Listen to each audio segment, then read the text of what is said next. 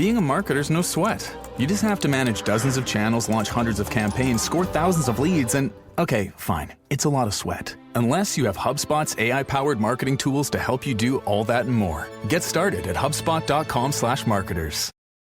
This episode is brought to you by NFL Sunday Ticket on YouTube TV. There's plenty to be thankful for. Your friends, family, and the fact that you can now get NFL Sunday Ticket for only $89. So thank yourself this holiday season and watch every game every Sunday when you bundle NFL Sunday Ticket and YouTube TV. Sign up now at youtube.com/Sunday Ticket. Offer ends December 2nd. Local and national games on YouTube TV. NFL Sunday Ticket for out-of-market games. Excludes digital-only games. Terms and embargoes apply. Snip, tuck, fold, crease, tuck, tape. It's not that complicated, Dad. Wrap, crease, tape, twist, tape. Ohio Lottery scratch offs make great holiday gifts. And play Holiday Bonus Millions with a 200 times multiplier and a $2 million top prize. Fold, crinkle, crinkle, roll. Plus, you can enter non-winning tickets in My Lotto Rewards for a second chance to win up to 1,000 times the price of your ticket. Please crinkle, date, fold, ring, curl, scrunch. The best part, Dad? No wrapping required. No tuck, fold? No tuck, fold. Give the gift of fun. Lottery players are subject to Ohio laws and commission regulations. Play responsibly. Thanks for choosing this free Anfield Index podcast. If you'd prefer to listen to this or any of our other shows without adverts, then now's the time to check out Anfield Index Pro.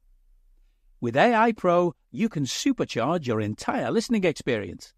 You'll not only get all of our podcasts without the ads, but you'll have them far faster with our Quick Publish feature available exclusively for subscribers.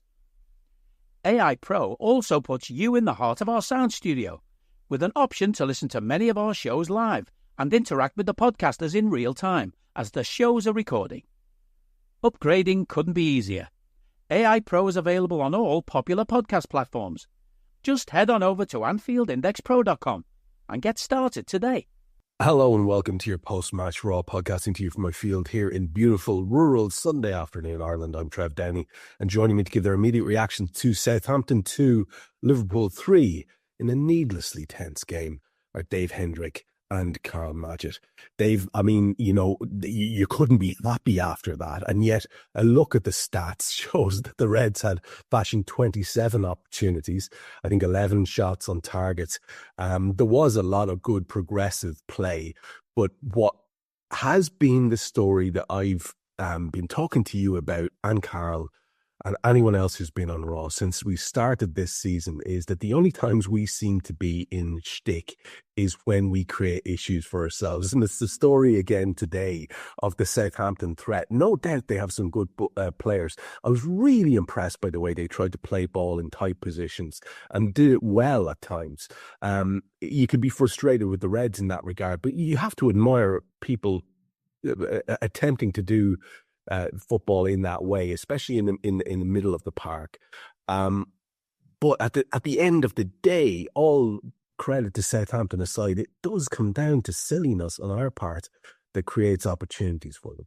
I mean, there's a lot of silliness on both sides today. Football is a very stupid game that we've somehow allowed to take too much control in our lives. And that was a very stupid game that we watched today, a game in which, as you said, we had 27 shots and 63% of the ball and still needed a penalty to win the game because of stupidity on our side. But at the same time, our first goal comes from their stupidity. And I agree with you. I highly admire teams that want to play good, progressive, brave football. Especially teams new into the division. There's nothing worse than a team that comes up and plays really agricultural, reductive football. It's just horrendous to watch, and they grind their way to safety. And you just think, oh, we're going to be stuck with these now, playing this absolutely horrendous stuff for years, and we're going to be cursed with them being on television 7 and 8 times a year, and we'll have to play them twice. See, I do admire teams that come up and play a brave brand of football, but I do think there's a line between brave and stupid. And some of what they do is stupid.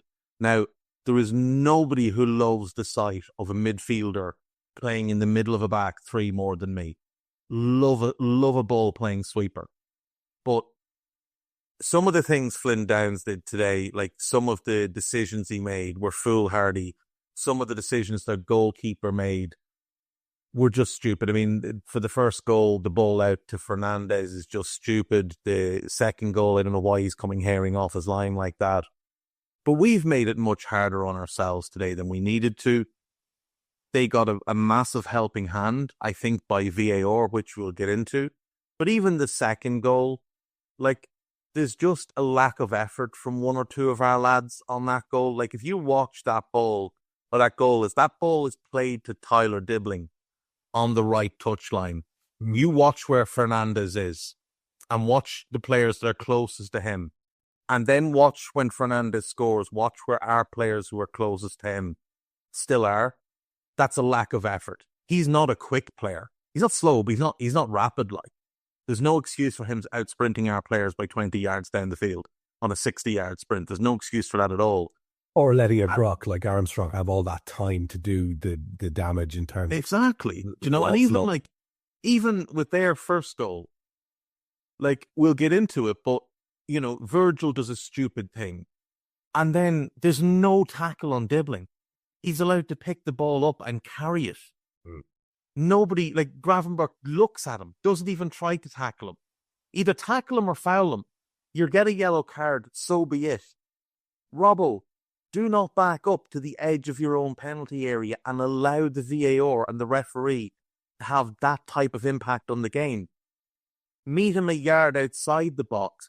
If you have to, just wrap your arms around him and just don't let him go by you. There's a covering defender, you're not going to get a red card.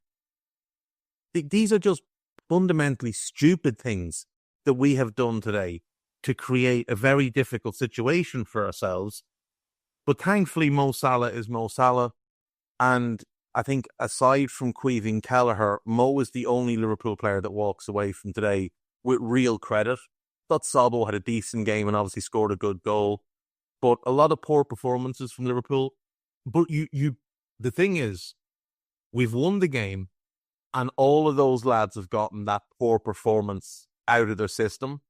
So the hope would be now that they got it collectively out of their system and that for the next game, which, forget the Real Madrid game, I don't care about that, for the City game, that they're all back on the form we were seeing pre-break. Yeah, Karl, that's absolutely got to be the hope, that we've sort of ironed out a few wrinkles post-international break, and every other cliche you might want to fire at the wall there in terms of excuses that could be made, shouldn't be, but could be made and regularly are made for sort of lackluster post-international break performances. But, you know, context is king here. And the context is that pre-game, we were just gifted the most amazing bonus of Manchester City stumbling 4-0 against Tottenham and having the opportunity to go 8 points clear. It's a massive carrot to dangle. And of course, we'd have loved, wouldn't we, to see a kind of a Klopp era effort where we go out and we blitz the bejesus out of a team in the first 10 or 15 minutes and the game is effectively over. We also knew not to expect that.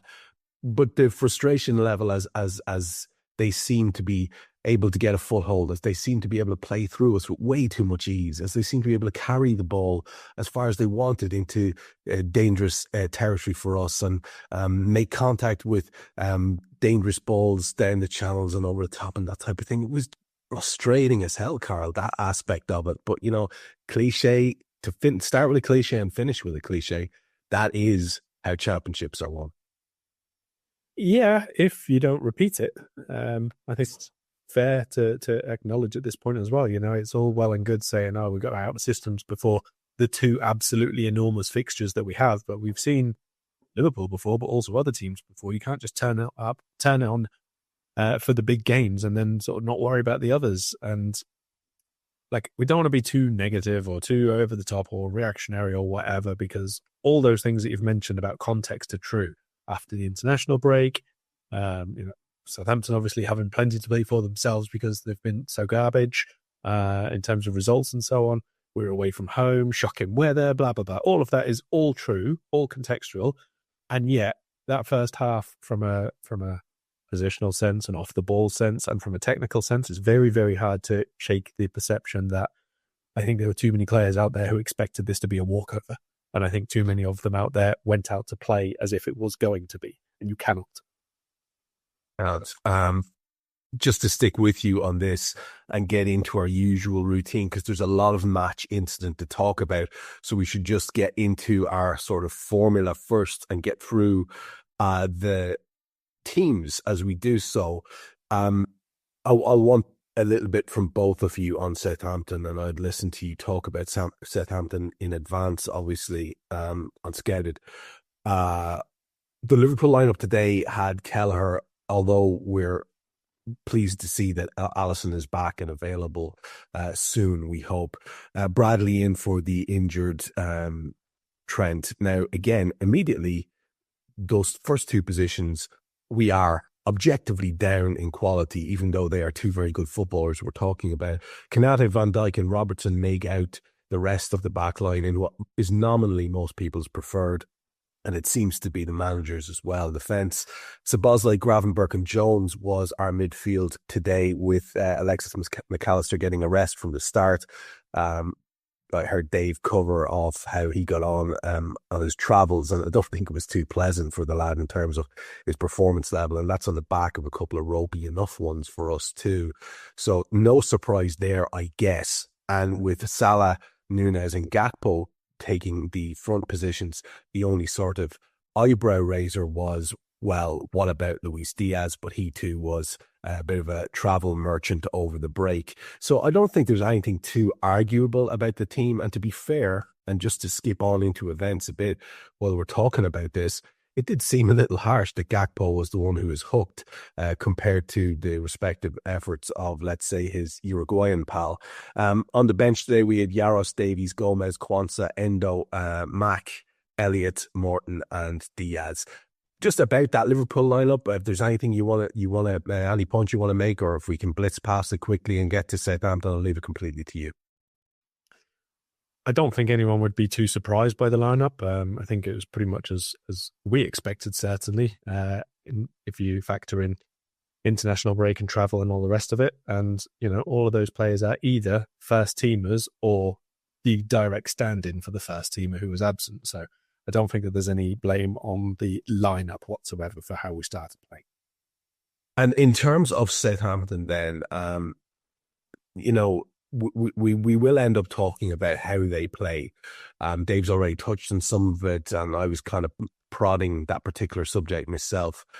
But I don't know, there's something really admirable about it, but it just seems doomed. It seems like a doomed experiment when you look at where they are.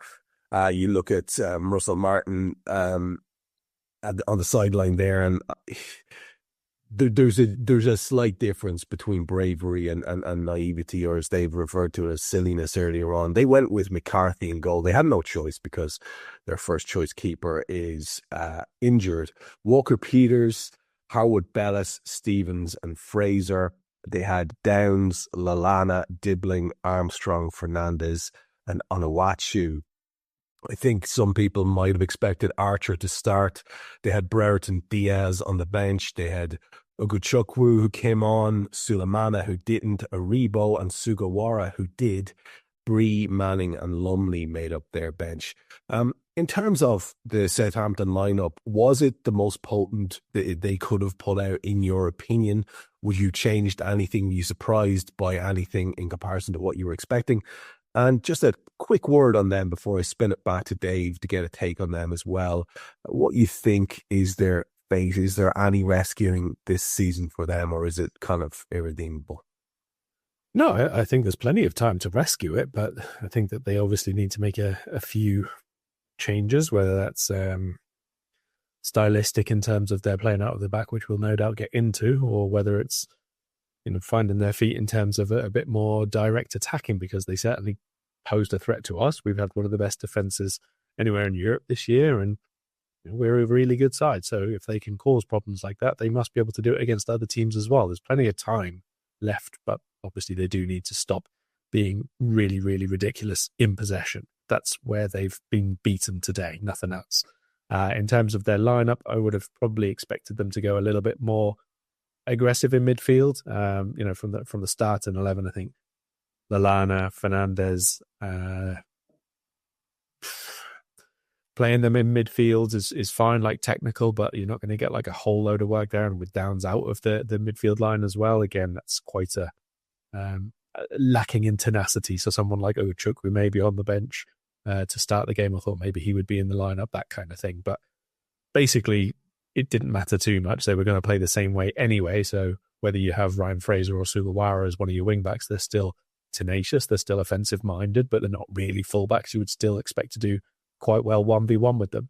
And just a note for McCarthy being in goal, they were, to be fair, without two goalkeepers because Bazunu was injured as well as Ramsdale. Yeah, fair point. Actually, I'd forgotten about Gavin Bazunu and mentioning him. Thanks for correcting that one.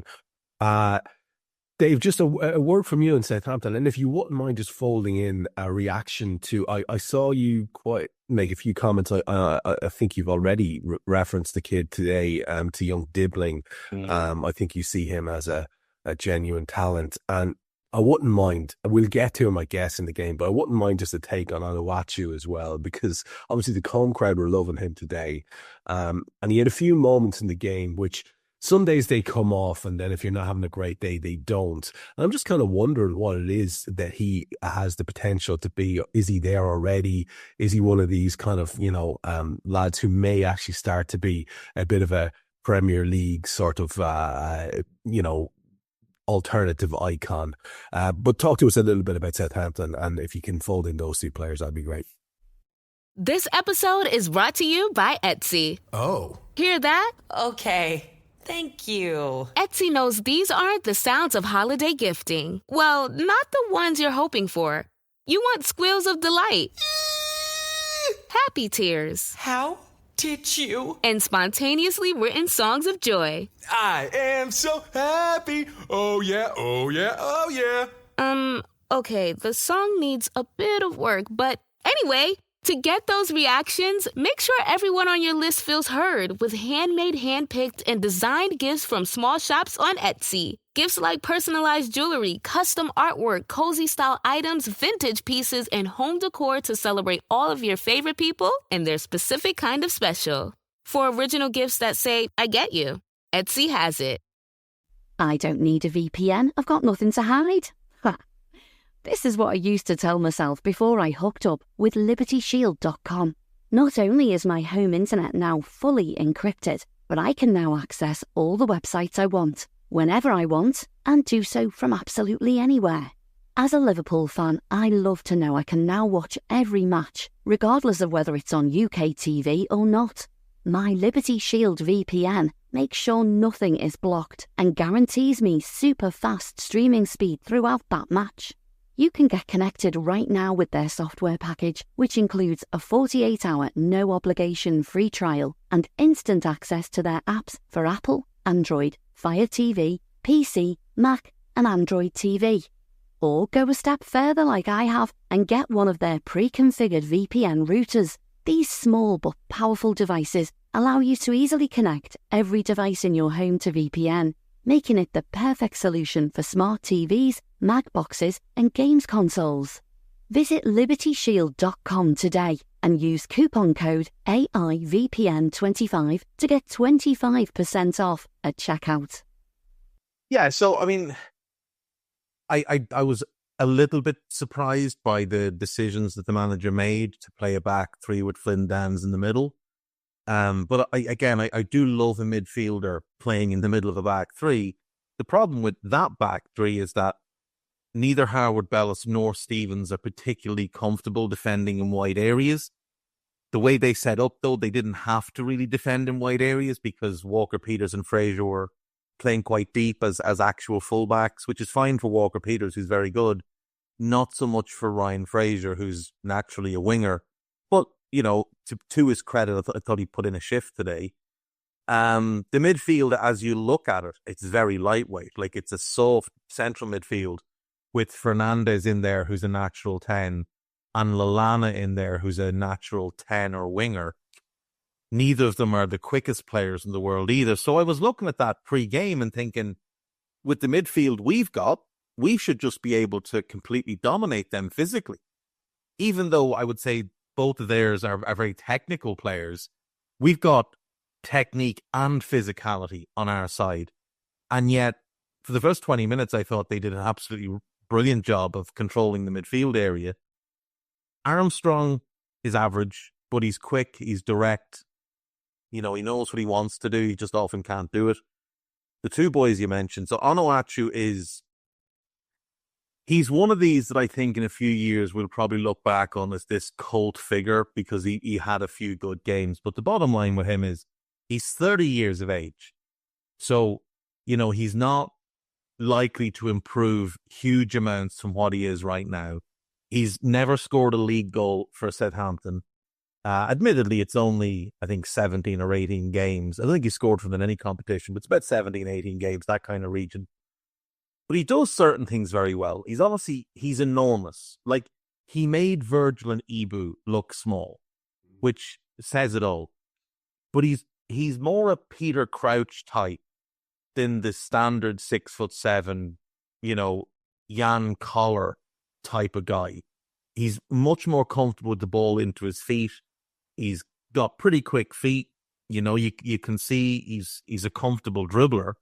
But I saw a stat that prior to today, he was completing 0.2 dribbles per game. And today he completed 3 out of 3. Now, one of them, the one where he finishes it with the no-look pass, like that's pretty unforgivable from our players. We have 3 lads around him. He falls over and still manages to get up and keep the ball and then feeds a good pass into space. Our lads need to be much stronger there. Like, it's really soft from our midfielders. I know he's big and he's strong and whatever, but when he's falling on the ground, take the fucking ball off him. Dibbling is a star. He is an absolute sensational player. He is a cross, I think, between Saka and Cole Palmer, and there's a little bit of Jack Grealish in him as well, his ability to just retain possession and win free kicks and things like that. But his dribbling is excellent. He works like a dog. He's quick. The passing is outstanding. The goals will come. Like, I put it out on both social media platforms. This is the Mo Salah success, and I've said this for weeks now. So this is not reactionary off today's game. Me and Carl talked about it on Scouted before this one. This, to me, you can keep your Brian Mbomos, you can keep your Jared Bones, you can keep your Mohamed Kudus. Go and get this kid, bring him in, have him as the understudy to Mo for 2 years, and then have him take over. People need to remember we're not playing 4-3-3 anymore. So the wide players are not Jurgen Klopp wide players. It's a 4-2-3-1, and creativity is just as important as goal scoring. He will bring elite levels of creativity, and I think he'll bring elite levels of goal scoring, because nobody saw Cole Palmer going to Chelsea and scoring goals the way he did. What a player does when he gets opportunities in different teams dictates, not what he's done in the past at a club, especially one like Southampton where they're scrapping for their lives. But you're watching them today. We saw it against United. We saw it against Arsenal, going up against the biggest of the big in the Premier League. And his senior teammates have one thought in mind when they get the ball. Where's the kid? Let's get him the ball. Every single time they were looking to get forward in central areas, the first look was for him. And they only went the other way if he wasn't available. And that speaks volumes to the respect that he has already among his own teammates. But you watch him just pick the ball up. He glides across the ground. He's strong. He's got gorgeous control of his body. He plays every pass you could want. The goals will absolutely come. This kid is an absolute joy to watch. And if it hadn't been for the fact that Mo gets 2 goals today, Tyler Dibbling is the man of the match today. He wins the penalty and he makes their second goal. He doesn't get the assist, but he makes the goal with the run that he holds off Szoboszlai, picks out the perfect pass. It is inch perfect to Armstrong. It draws all of our defenders across. And then Fernandes makes his run because nobody's tracked him into an open finish. But it all comes from Dibbling. Like, the kid is genuinely outrageously good. And if you can't see it, maybe watch a YouTube compilation, because that maybe is where you prefer to get your players from. I do like that shade. It's a reference back to a recent show, in case people weren't sure. Just before we start into the match details, and Karl, you and I'll take it up as far as Dom's goal. I have match day 12 open up here from 1920. On the afternoon, we blitzed Manchester City with Fab, that class goal, Mo Salah and Sadio scoring. Bernardo Silva got one for them towards the end of the game, and the league standings after that had us on 34 points, 8 ahead of the second place team, who on that day were Leicester. That is, if nothing else, you'd have to say a good omen. Certainly an interesting little aside. Karl, if we take a look at how the game starts, they were trying to play it from the back from the start. It was clearly obvious. It was a little bit nerve-wracking for their fans, and we were doing our best to try to get foot-ins and interceptions. And on 4 minutes, Armstrong was the first one to get a sort of a half opportunity, carried the ball a little bit, shot from distance, but it was low and at Queevy and Keller. On 5 minutes, Mo has a first-time shot after a great break and carry by Dom Szoboszlai. That led to a corner, which ended up being easy fodder for McCarthy to claim from the Robbo in-swinger. Armstrong was looking for a penalty versus Ibu, who had a hand on his back. They did get a corner, which nothing accrued from. And, you know, we're the first moment of like, oh, don't do that, Ibu. And again, there's nothing too much to it, but again, don't give these imbeciles who have the power in matches the chance to make silly decisions. Mo had a volley after a nice Robbo cross. It's coming in from the left-hand side, obviously, and it's a difficult angle that Mo's at, but the volley is wild and miles over the bar in about 9 minutes. They were playing really nice football in tight spaces, and Bradley ended up getting kind of duped into a yellow card by Lallana, who pretty much drew it on 12 minutes. That's the first yellow of the game. 15, we have a great 1-2 with Mo and Bradley, and Bradley's cross was really good into a dangerous area. It broke, and Dom followed up with a wild half volley from distance. And then on 15 minutes, Ibu Konate just quite simply pushes Onuachu right over. He makes no attempt to even hide what he's doing. He just pushes him over, and there's a long way down for Onuachu to fall, so it kind of looked ridiculously comical. Literally no need for it, and that's what bothered me, was that there was no need for it. You know, this is a lad who can hold his own. He doesn't need to be doing silly things like that. He can keep pace with this guy. He can keep his body in front of him. We know how good he is on 1v1s. It just seemed like a silly decision, and that's what worried me, the silliness of it, because that's the little thread that took hold. There was a fantastic ball in from the left by Cody Gakpo soon after that, which Mo took in and had a shot that was well saved in 20 minutes. And then we'll just pause here, because I know Dave will want to get a shout on this as well, on the Lallana tackle on Gravenberch that you and I spoke about just before the mics went live, and guys sent me on since, very incriminating looking still. For the record, I didn't get to see it because whatever my coverage was didn't do a replay. Well, when they did a replay, my coverage was down, so I didn't get to see a replay of it. I saw it live. The Sky narrative, which we'll speak more of later on, was very much being led in the direction of, oh, there's nothing in that. So that's where we'll pause for a sec. Anything in those first 22 minutes, including that challenge by Lallana, you want to pick out, Karl? So I think we can start with, you mentioned about the yellow cards that we got. I think that's a good place to start. I think a lot of this opening quarter of the game basically was so sloppy, like really lax in the positions that we were taking up, and kind of slow to get close to them when they had the ball, just assuming that we were going to get it back very, very quickly. You mentioned Konate. There was a couple of occasions where Konate was just comfortably out of the position he should be in to make the challenge or to cut the ball out or just to be near the player who's going forward. Bradley, when he got his booking,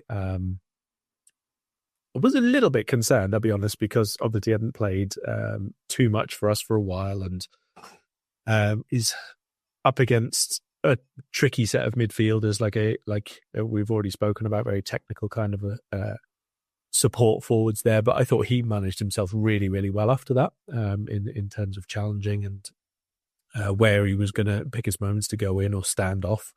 But most of the rest of that was just too slow, too sloppy. Even the build-up play where we did do quite well, especially down the left-hand side, I don't really think it was anywhere near our best play. There wasn't too much in the way of combinations. There wasn't really too much in the way of creating actual openings in front of goal. A lot of it was sort of one-on-one or trying to press them if, in ones or twos if they did try to play out and it looked like we might get a bit close. The only really big positive I took from our attack and play in that opening spell was Dominic Szoboszlai's runs into the spaces. Like, that was where he was really thriving, when there was a bit of a gap and he was able to run either in or out of possession, driving forwards, carrying the ball quickly upfield. He was really the only one who was having a bit more, I would say, energy, intensity about his performance. But too many of the others I thought was just way off it in that spell. That's fair. And Dave, just in case you wanted to come in on that Lallana incident, the severity of the punishment being yellow card, from what I've seen since, he might have been quite a lucky chap. Yeah, I think he is quite lucky, because like it's reckless. And I was watching it on, I think, is it Super Sport? Is that the name of the channel from South Africa? And you had David Prutton on commentary. And for those that don't remember David Prutton, he was a very good kind of Championship League One level midfielder who never quite made the grade at Premier League level, despite having been very highly hyped as a young player, but a good player nonetheless. He spent a number of years at Southampton, and he was a pro at Southampton when Adam Lallana was in the academy and just kind of breaking into the first team, which David Prutton made sure we all knew. He also made sure we all knew that he also played with Theo Walcott and Gareth Bale, but that's by the by. His commentary was incredibly biased throughout the game. And on the Lallana Gravenberch one, he said, it's reckless, but it's not aggressive. And I thought to myself, do you know what the words you're saying actually mean here, son? Like, you're saying he's being reckless, therefore he's out of control. Therefore, it doesn't matter if he's being aggressive. It doesn't matter if he's trying to snap into Ryan Gravenberch. The fact is, he's doing it almost involuntarily. Hence, he's being reckless. Now, there's two things that saves him, really. One is that he's an experienced English pro, so therefore he wouldn't be into that type of thing. Same reason James Milner got away with booting people up in the air for many, many years. And two, Adam Lallana has about as much strength in him as a wet fart. So it's not like he's powerfully cutting through Gravenberch, but it is a bad foul. Like, is there another factor there, Dave, that our lot are so incredibly fond of Lallana that there wasn't even any fuss made at all? Yeah, 100%. 100%. If that was any of the other players, I would imagine there would have been much more kickoff, especially from the likes of Virgil and Robbo, who, the more senior pros who were at Liverpool for a number of years with Lallana and would be friendly with him. Like, look, the ultimate thing of it is, you never want to see a fellow pro sent off. You played football, I've played, Carl's played. You never want to see somebody sent off. You never want to ruin their day with a red card. You never want to see them get the blame for their team losing or anything like that. You want to play 11v11. You want the game to, you don't want any excuses when you walk off pitch. Egan was sent off, so that's why we lost. So you don't want players sent off, but I think there's probably a better than 50% chance that if that's anybody else, it's potentially a red card. I think so. Carl, and the thing is, in that early spell, and Carl mentioned it, the only good thing coming out of our midfield and attack was Szoboszlai's runs into the box. Yep. Curtis and Gravenberch seemed to come out scared to pass the ball forward. Everything was backwards and sideways. Everything. Out to Bradley, out to Robbo, back to Virgil, back to Ibu, back to the goalkeeper. If Mo drifted wide, they might give him the ball, but they were giving it to him out in the touchline with two defenders stood up against him. There was no thrust from them. There was no creativity. They weren't actually taking any responsibility or ownership And that allowed Southampton, who every time Lallana or Fernandes got on the ball, they were trying to move it forward and get it through our midfield. And I thought it allowed them to easily control what our lads were doing on the ball and then outplay them when they had the ball. And that was a bit of a concern. Now, when Lallana does that to Gravenberch, I think it rattled him a little bit. Lallana, that is, not Gravenberch. I think he started to get a little bit concerned about his own ability to maintain a certain level. And then obviously we see him get injured at 36. But like, the fact is, it's early in the game. The ball is 50-50. When it breaks away from Lallana, it is 50-50. But Gravenberch has that long stride, plus the ball is coming to him. He gets there easily. And Lallana is really struggling to get to that ball. And I thought from there, he almost retreated into a bit of a shell, wasn't moving about as much, was kind of getting it and giving it and kind of staying in the same spot, as opposed to the usual buzzy feel that we get with Lallana, where he kind of flits in and out and, you know, links play quite well. I thought he really stepped back after that, and it allowed us then to get more of a foothold in the game. Hey guys, it's Eddie Gibbs from Anfield Index here. I hope you're enjoying this podcast, and I'm sorry to call time on the show before it ends. In the current climate, it's tougher than ever before to offer podcasts for free. At Anfield Index, we produce over 75 free shows every month, which I'm confident is unparalleled in the LFC sphere. Whilst we'd love to offer everything for free, the production costs now make this impossible. That said, we don't want to follow the model of other channels and lock all of our content behind a paywall. So what we've decided to do is to continue offering every show for free, but cut that offering to 30 minutes on our longer shows. So to get all of our shows in full and enjoy the best of everything we have to offer, we really hope you'll consider supporting the channel and signing up at AnfieldIndexPro.com. For about the price of 1 cup of coffee, you'll get every podcast in full with 0 ads. You'll also get access to our LFC VIP community, where you can enjoy live podcasts, engage with our podcasters, and chat with other Reds in real time. So that website again, AnfieldIndexPro.com. Join today. This podcast is part of the Sports Social Podcast Network.